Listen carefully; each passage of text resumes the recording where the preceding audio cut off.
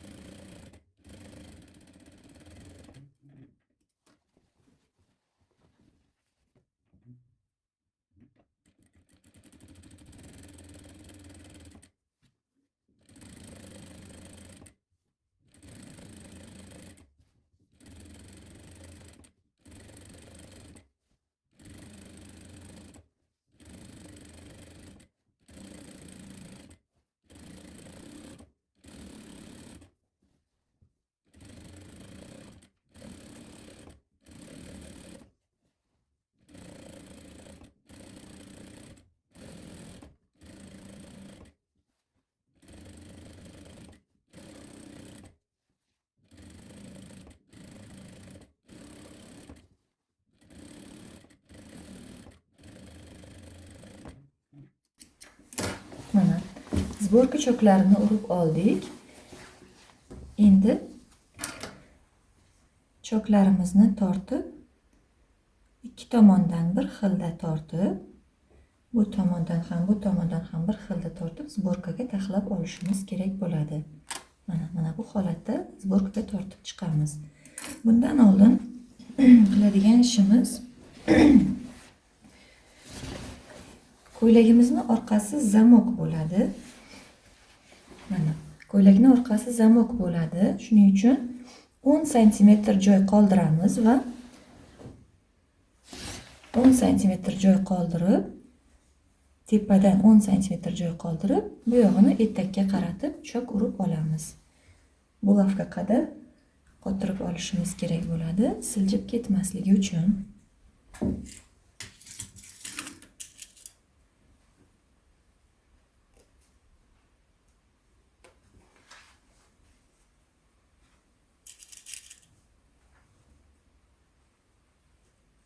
Qotirib oldik. Endi choklaymiz.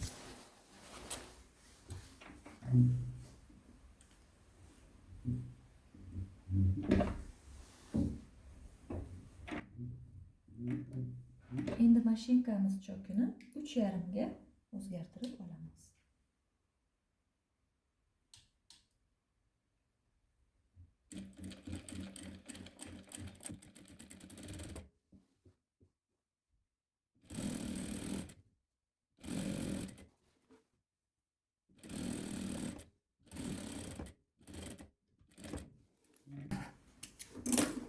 Mana tikib oldik. Orqa chokini tepadan 10 santimetr qoldirdik zamok uchun. Endi buni zborkaga tortib olamiz.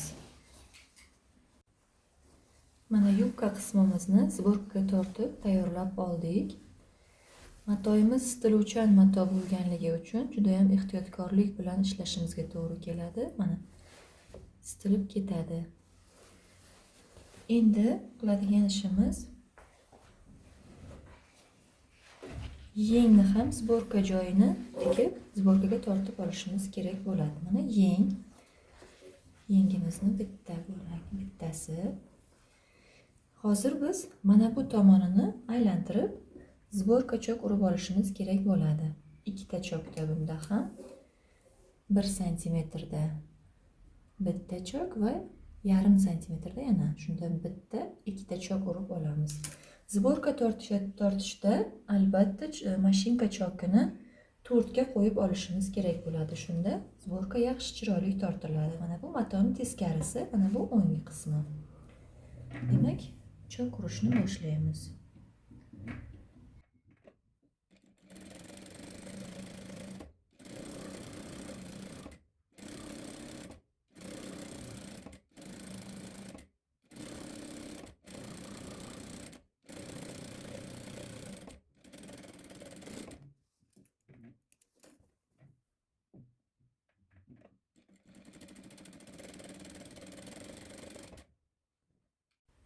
Mana yenglarimizning choklarini urib oldik. Endi sborkaga tortib tayyorlab olamiz. Endi yelka qismlarini birlashtirib olamiz. Bu ko'ylakning asosiy orqa va oldi qismlari. Mana dublerinlarni yopishtirib tayyorlab oldik. Mana bu oldi, mana bu orqa qismi. Bulavka bilan qistirib oldik, tayyorlab yelka choklarini urib olamiz. Mashinkamiz chokini 3,5 ga qaytarib to'g'rilab olamiz.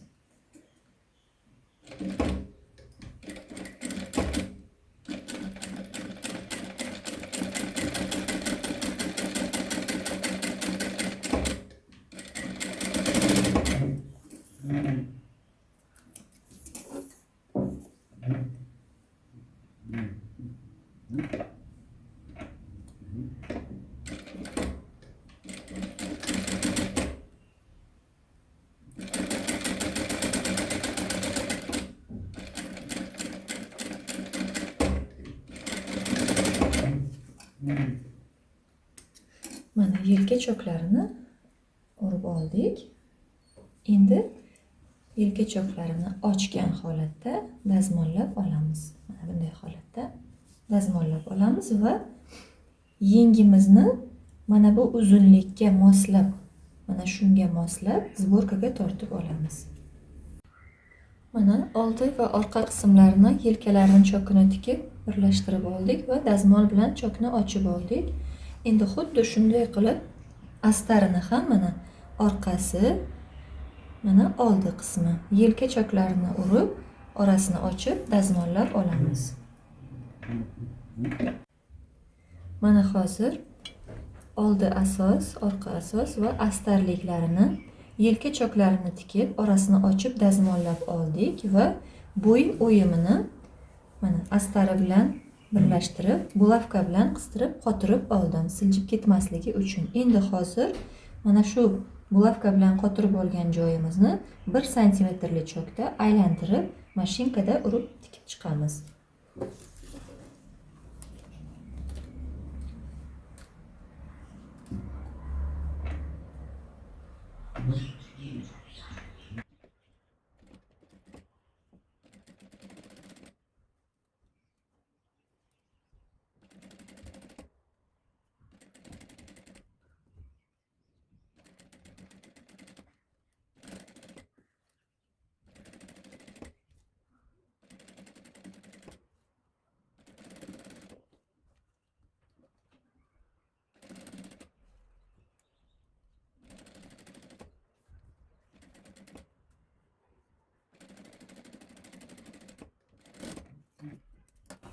Mana chok urib oldik.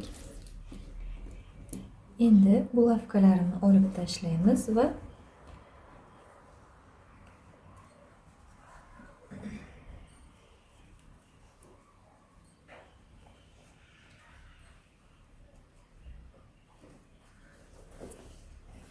mana bu yerlariga qirqim berib chiqamiz. O'ngiga qaytarganimizda chiroyli bizga yotiq shakl, ovalniy shakl berish uchun qirqim berib chiqamiz.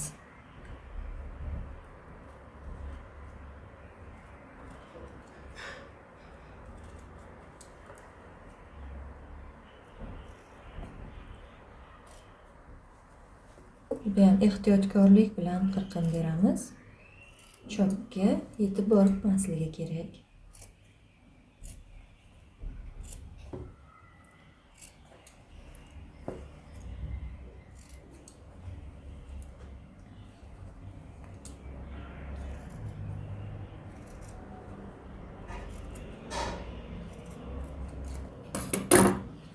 Mana endigi qiladigan ishimiz mana bu holatda dazmol qilib olishimiz kerak bo'ladi. Mana bunday qilib astar qismini 1 mm ichkariroqqa kirgizib, asos qismini 1 mm chiqargan holatda mana shunday dazmol qilishimiz kerak bo'ladi. Agar siz tikishni endi boshlagan bo'lsangiz yoki materialingiz sirg'anchiq bo'lib qiynalsangiz, mana shu holatda avval qo'lda choklab olib, undan keyin dazmollasangiz, ishingiz yanada osonroq bo'ladi. Hozir men buni dazmollab olaman. Mana hozir orada bir narsani aytish esimdan chiqibdi. Mana bu yerda mana bu asosiy mato, mana bu astar qismi, bo'yin chokini chokladik, mana qirqimlar berib chiqdik.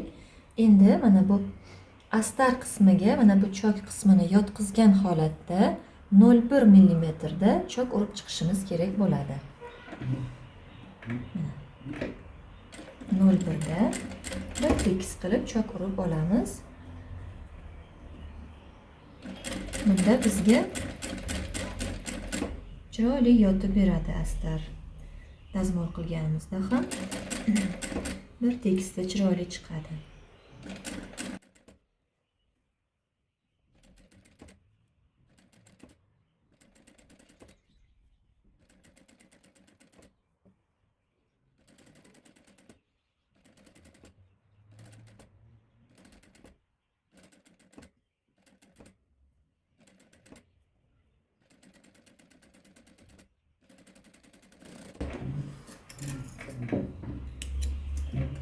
Mana chok urib oldik.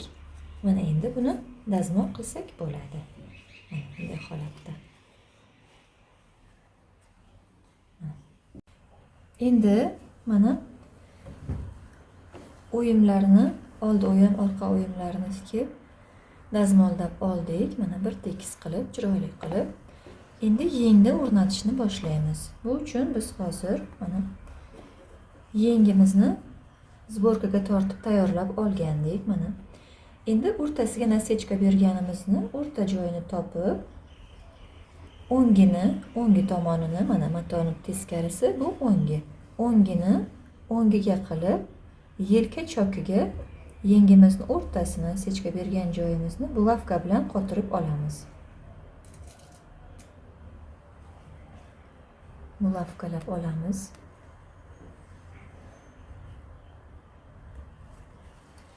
Va ikkita burchagini ham qotirib olamiz. Mana bu burchagi mana 1 cm, yarim cm, 1 cm bu yoqqa chiqishi kerak. Mana bu yeng, mana bu asos. Yengimiz asosdan yarim cm, 1 cm chiqib turishi kerak bo'ladi. Mana bu bulavka bilan qotirib olamiz buni ham.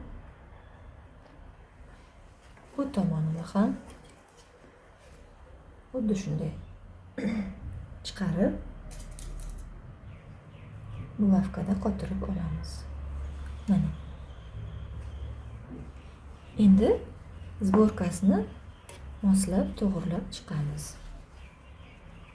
Zborka asosan tepa qismida ko'proq yig'ilishi kerak. Pastki qismida unchalik ko'p yig'ilishi shart emas. Ozroq zborka bersak yetadi pastki tomoniga. Asosan tepa qismiga, yelka tomonga zborkani ko'proq qilib yig'ishimiz kerak. Yengimiz chiroyli fonarik bo'lib chiqishi uchun. Mana to'g'irlab oldik. Bu tomonini ham moslab to'g'irlab olamiz.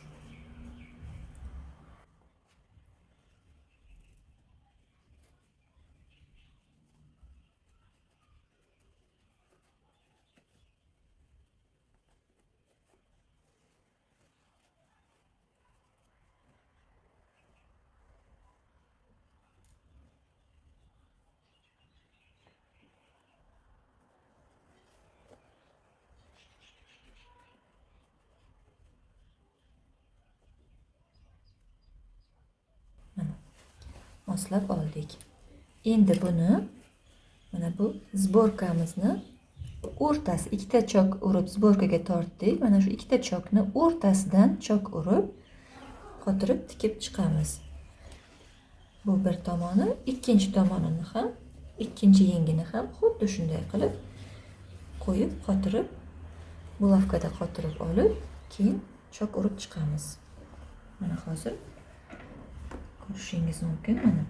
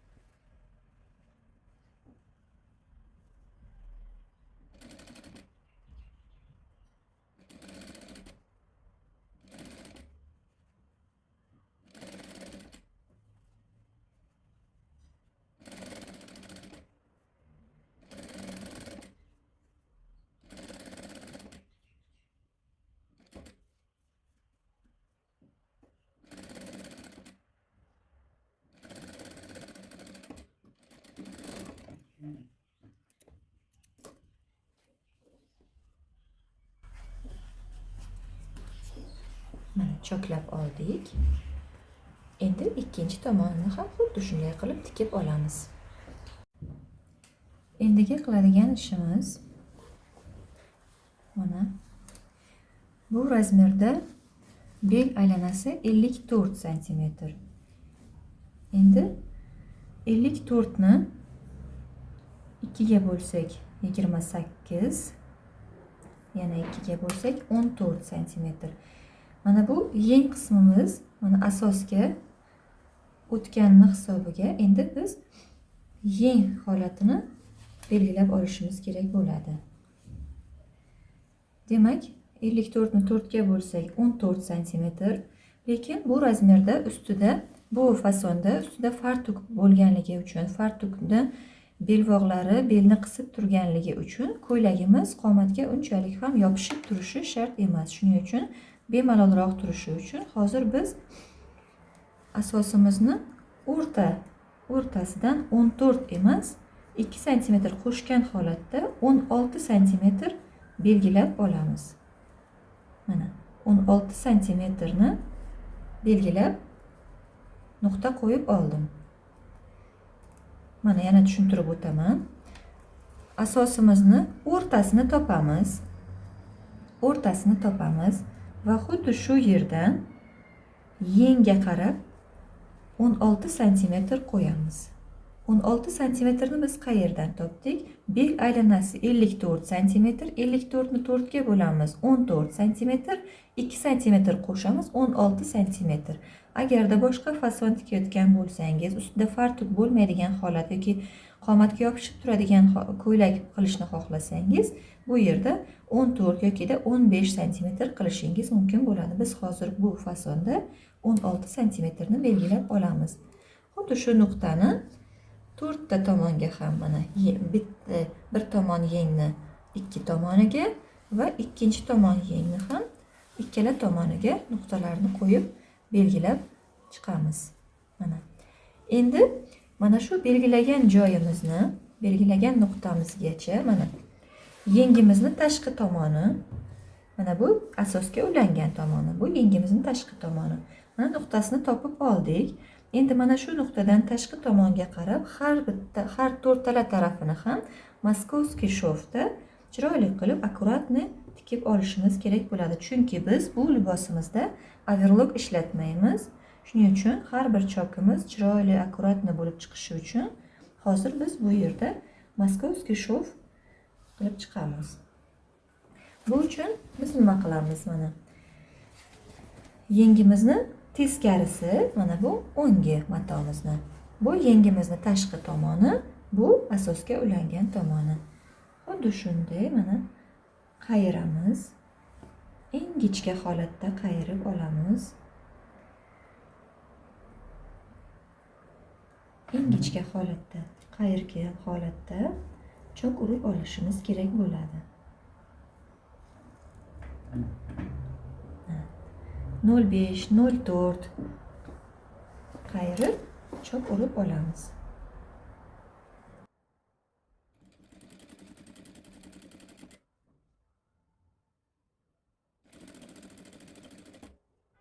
Mana belgilagan nuqtamizgacha chok urib kelamiz. Bu yerda biz tekis bichmaganimiz uchun mana yengimizni bu tomoni qiyalab kelganligi uchun matoyimiz cho'zilyapti. Mana tikib oldik. Belgilangan nuqtaga keldik. Endi chiqaramiz. Va mana bu tikkan chokimizni qaychi yordamida yana ham tekislab ingichkalashtirib olamiz. Mana ko'rinyaptimi? Ko'rinyaptimi?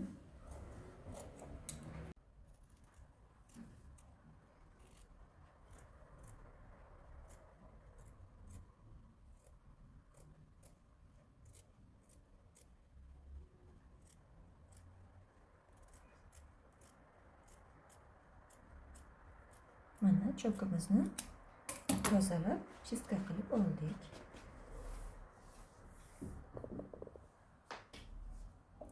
Endigi qiladigan ishimiz mana shu chokimizni yana bitta qaytarib, yana bir marta qaytarib, ingichka holatda yana bir bor chok urib chiqamiz. Qancha ingichka bo'lsa, shunchalik chiroyli, akkuratni chiqadi.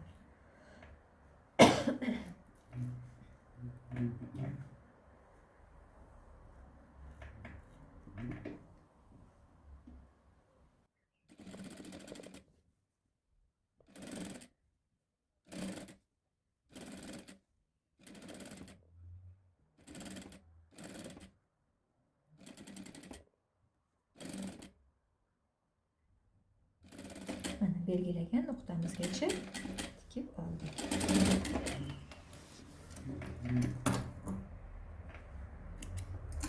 Mana chokimiz chiroyli bo'lib chiqdi.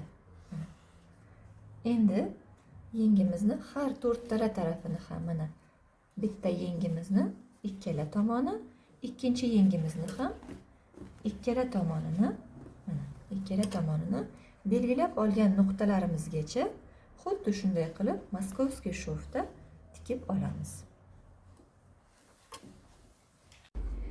Mana moskovskiy chokimizni urib oldik. Endi chiroyli qilib ularni par berib dazmol qilib olamiz.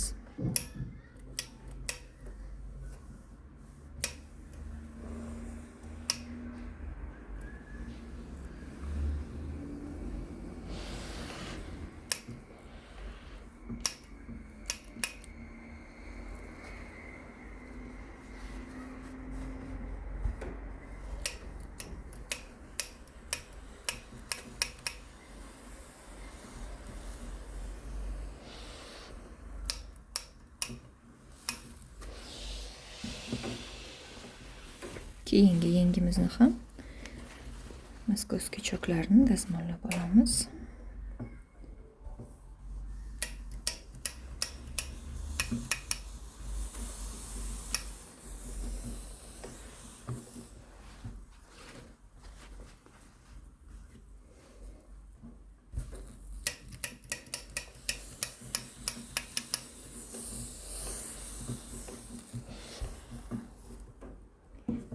Dazmollab bo'ldik. Endigi qiladigan ishimiz yengimizni asosga ulangan joyini chiroyli qilib dazmollab olishimiz kerak bo'ladi. Mana bu holatda qo'yamiz. Mana tagida asos qismi, mana ustida sborkaga yig'ilgan yeng qismi. Endi buni mana bu o'rta chokigacha bo'lgan joyini dazmollab olamiz. Bu tomoniga dazmol bosmaymiz. Yaxshilab par berib, chokni bostirib, dazmollab chiqamiz.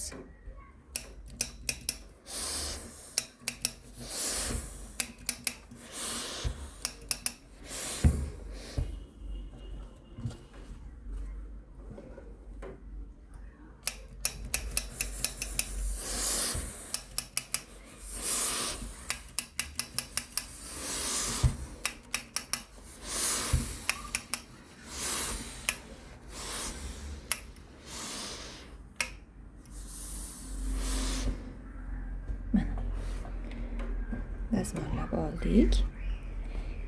Mana oldi tomondan ko'rinishi. Endi xuddi shu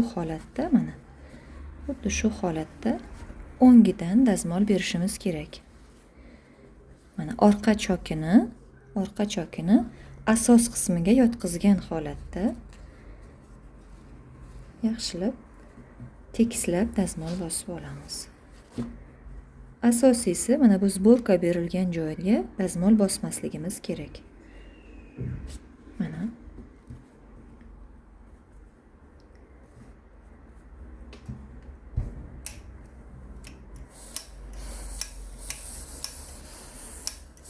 yaxshilab par berib sindirib chiqamiz chokini.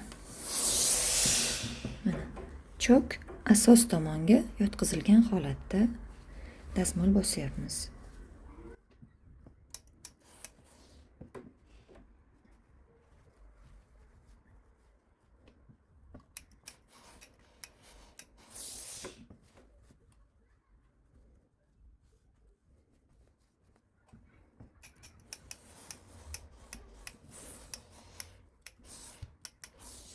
Mana dazmollab oldik. Mana orqadan ko'rinishi. Endi ikkinchi tomonini ham xuddi shunday qilib avval teskarisidan, keyin o'ngidan dazmol bosib choklarini yotqizib olamiz. Endigi qiladigan ishimiz yelka choklarimizni ushlab olamiz. Mana yengimiz, mana bu asosini yelka choki, mana bu astarimizni yelka choki. Endi biz mana shuni mana bu holatda mana yeng ulangan joyini ushlaymiz va astarimizni yelka chokini ushlaymiz va buni mana bu holatda aylantiramiz. Mana aylantirib yelka chokini yelka chokiga olib kelib mana qo'yib birlashtirib olamiz. Mana tushunarli bo'lishi uchun yana bir marta ko'rsataman. Mana ikkita yelka chokimiz mana ushlab olamiz va mana bu holatda aylantiramiz.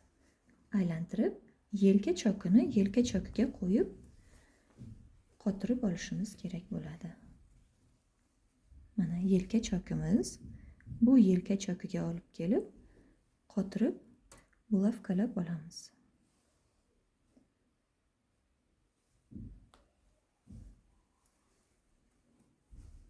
Mana qotirib oldik. Endi mana bu bel qismimizni ham bulavkalab olamiz.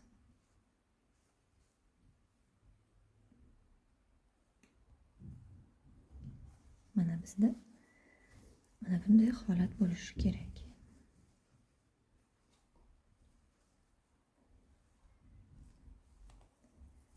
Bulavkalar bilan qotirib chiqamiz.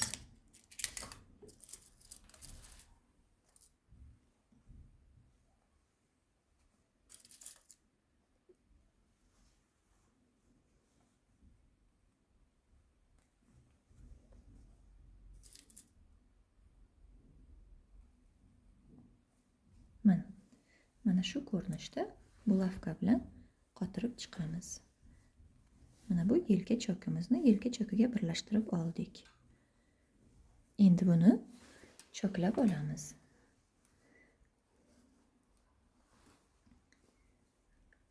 Yelka chokidan boshlab mana bu chokimizni ustidan yana bir qator yurib chiqamiz.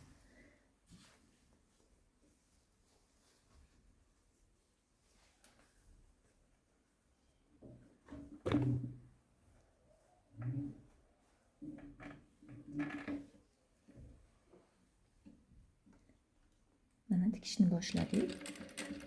Chokimizni ustidan yuramiz. Mana shu holatda ushlab olib, chok bo'ylab yurib ketamiz. E'tibor bering, mana bu chokdan, mana bu chokdan bu tomonga chiqib ketish kerak emas. Bu yoqqa 0,1-0,2 mm chiqsa bo'ladi, lekin bu tomonga chiqib ketish mumkin emas. Shunga e'tibor berib tikishimiz kerak.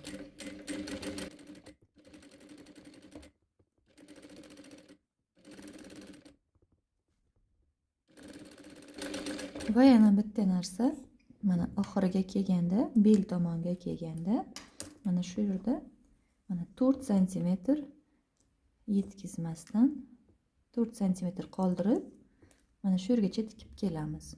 Oxirigacha qadab kelmaymiz. Mana 4 santimetr.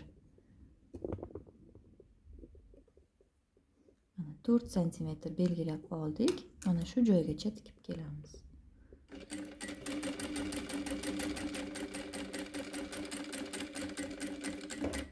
Zakriptaveramiz. Bo'ldi. Endi ikkinchi tomonini tikamiz. Bulavkalardan ochib olamiz.